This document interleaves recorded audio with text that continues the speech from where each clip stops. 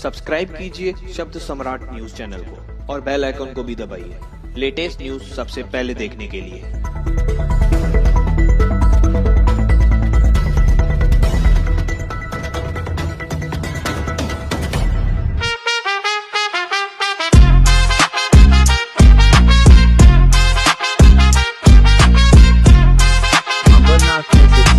कार्यकर्ता पदाधिकारी सम्मेलन उत्साह के साथ संपन्न। हार स्वीकार है, अब फिर से काम में जुट गए अरविंद वालेकर।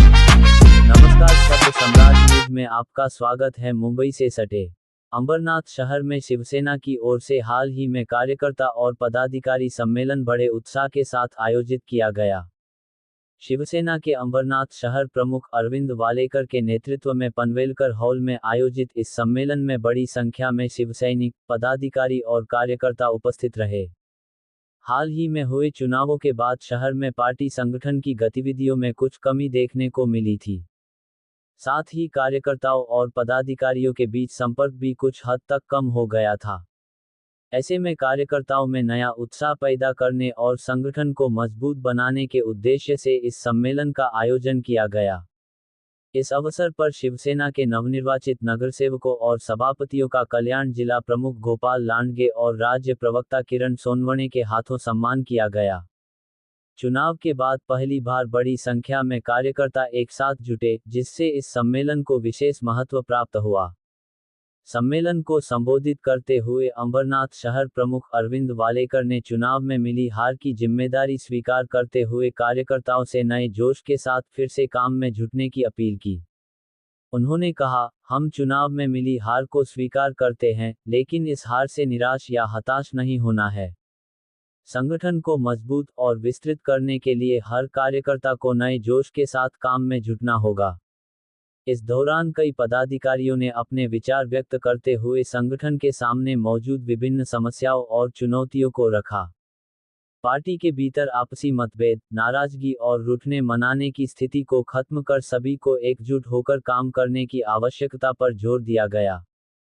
कल्याण जिला प्रमुख गोपाल लांडगे ने भी कार्यकर्ताओं का मार्गदर्शन करते हुए कहा कि आपसी विवाद और नाराजगी को अलग रखकर संगठन को मजबूत बनाने के लिए सभी को एकजुटता के साथ काम करना चाहिए। इस सम्मेलन के माध्यम से आगामी समय में अंबरनाथ शहर में शिवसेना की संगठनात्मक ताकत को बढ़ाने के लिए कार्यकर्ताओं के सक्रिय होने के संकेत दिए गए हैं। ऐसे में चुनाव के बाद आयोजित इस बड़े सम्मेलन से शिवसेना की स्थानीय इकाई में एक बार फिर नया उत्साह और नई ऊर्जा आएगी या नहीं, इस पर राजनीतिक गलियारों की नजर बनी हुई है। अंबरनाथ शहरामध्ये याआधी 1995 साली अण्णांना मिळाला होता आणि त्यानंतर आज पहिल्यांदा शैलेश भोईर यांना मिळालाय 2025 च्या निवडणुकांनंतर। एकदा जोरदार शैलेश भोईर यांचा आमच्या शिवसेनेचे कार्यसम्राट विभाग प्रमुख सचिन गुडेकर यांचे देखील मी शब्दसूत्राने त्यांचं स्वागत करतो। सचिन दादा असतील तर पुढे या जरा स्टेजवर या लोक ना।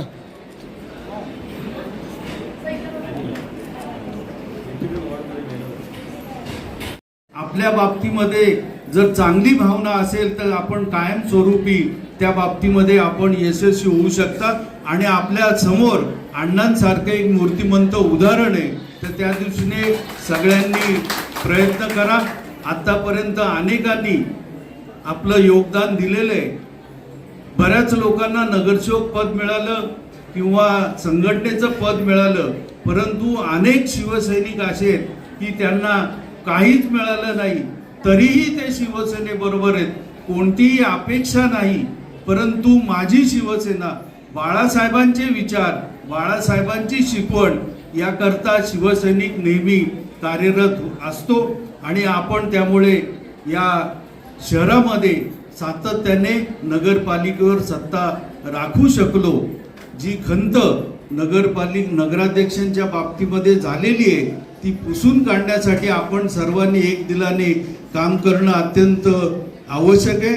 दुसरं एक असं की धर्मवीर आनंदिके साहेब नाट्यगृह तेथील जे बाजूचे नागरिक आहेत त्यांनी अण्णाभाऊ साठे यांचा पुतळा उभारण्याची मागणी केली होती।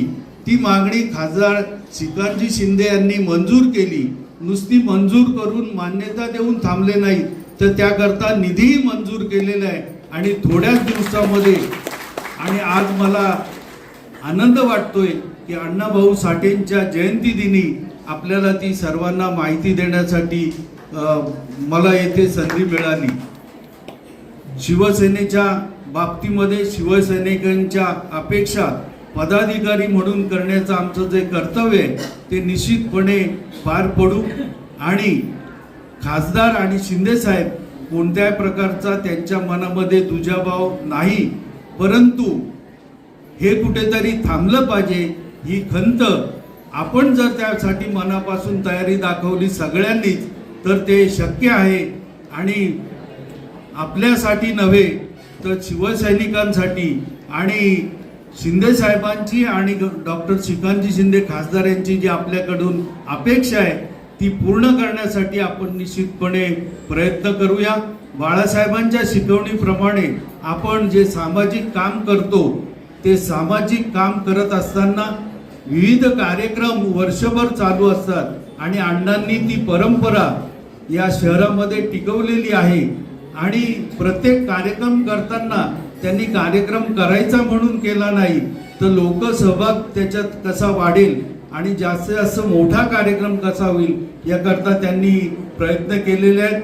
या मीटिंगच्या माध्यमातून आपल्याकडे जे जे उत्सव होतात, जयंती होते, शिवजयंती असेल, दहीहंडी असेल, दिवाळीतला फराळ वाटप असेल, असे जे कार्यक्रम होतात ते यशस्वी करण्यासाठी अण्णा तर सक्षम आहेतच, आपलंही सहकार्य नेहमीप्रमाणे असू द्या असं आपण त्या सर्वांना आवाहन करतो. तूर्त थांबतो. जय हिंद, जय महाराष्ट्र.